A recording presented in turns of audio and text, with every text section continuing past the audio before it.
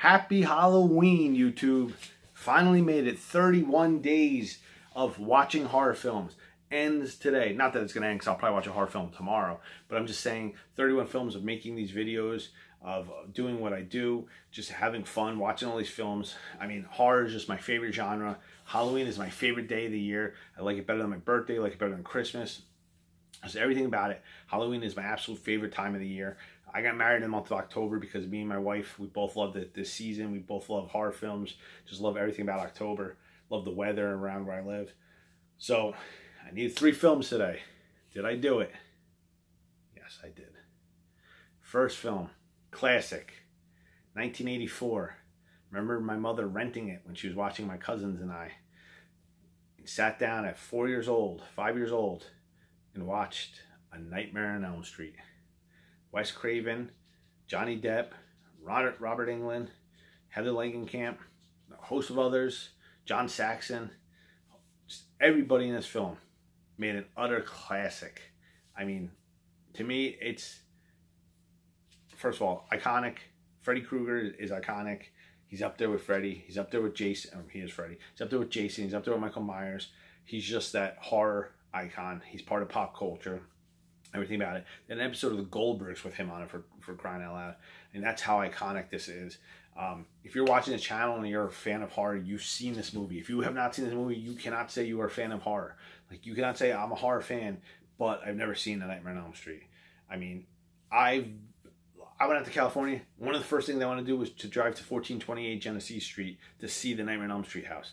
My wife and I already know that if one of us ever wins the lottery, the first thing we are doing is offering the owners of 1428 Genesee Street a lot of money to own their house, because that is just something I want in my life, because it's just part of my growing up, part of my childhood, that house, that red door, 1428 Elm Street, you know. But I'm not even going to review it. You've seen the film. 8 out of 10 for me. Second film. I wanted to watch Trick or Treat. My Blu-ray player wasn't playing.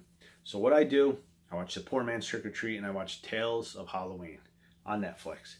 Now, I say Poor Man's because it's not as good as Trick or Treat. Trick or Treat is, to me, the second required Halloween viewing, which I failed doing this year, obviously, because I just said I watched Tales of Halloween instead.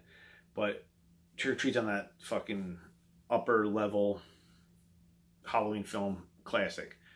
Tales of Halloween, it's a step or two below, but there's a lot of really good segments, and it does capture that Halloween vibe of the trick-or-treating, the parties, just everything that goes along with Halloween.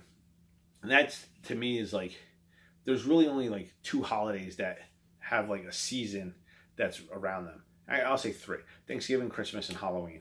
And it's like, just, there's just this, like, all this stuff going on around Halloween that just adds to the day, like, just like the time of the year, the fall, the leaves falling, candy, food, all different things that just add to that element of Halloween. And Tales of Halloween brought all that in. You know, Trick or Treat does it a lot better, but Tales of Halloween was able to do it itself. You get some really good directors in there. Darren Lynn Bousman does a segment in there. You get a lot of cool, like, little short stories, you know, to add. This came out around the time when, like, ABC's of Death all came out, when that was the big thing of short stories for a movie. But these stories are a little bigger. But you got I believe 7 or 8 in there. I give it. Tales of Halloween gets a 6 out of 10 for me.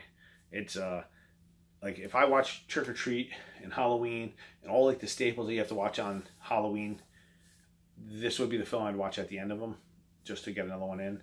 But I watched it this year without watching Trick or Treat, so there's that. Third film, put me over the top. Utter classic, along the lines of A Nightmare on Elm Street. Directed by the man who I think is the greatest horror director. Directed by the man who I think from 1978 to 1983 was probably the best director on the planet.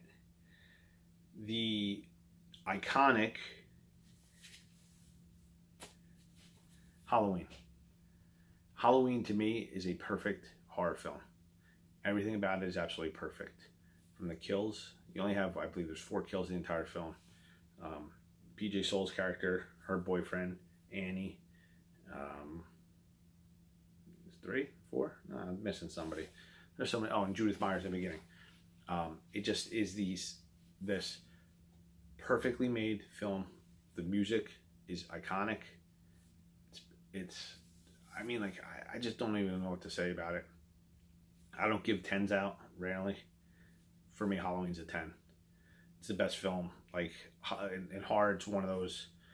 I won't say it's the best film, because there's some. Actually, I would say it's the best film. Halloween's the best horror film in my mind. I mean, just everything about it. And then he followed up with The Thing. I mean, how good was John Carpenter? And they followed Halloween up with The Thing. Probably two of the top 5 horror films of all time. But Halloween itself, like I was saying, is just such a perfectly made slasher film, perfectly made horror film.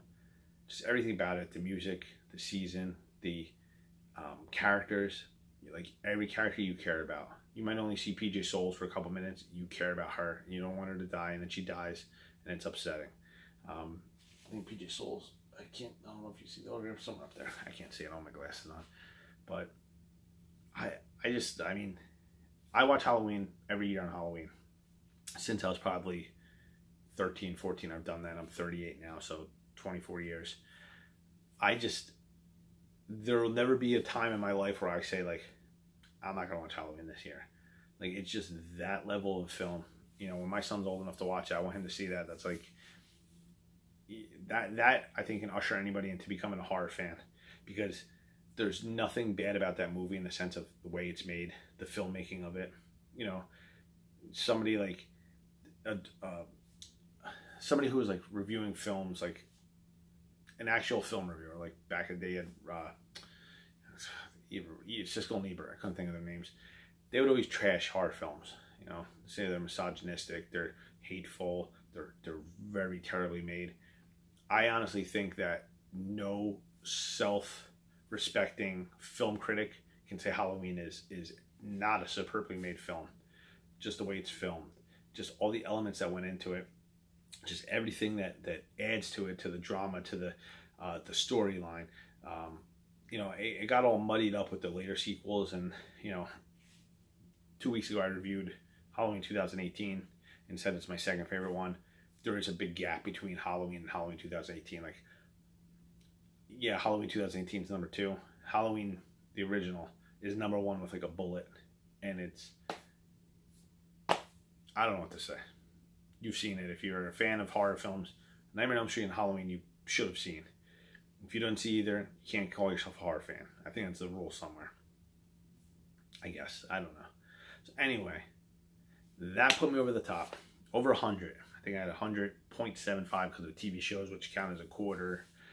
My lowest total so far, I had a body count of over 300. I had a boob count of like 75. I do keep all these stats and everything.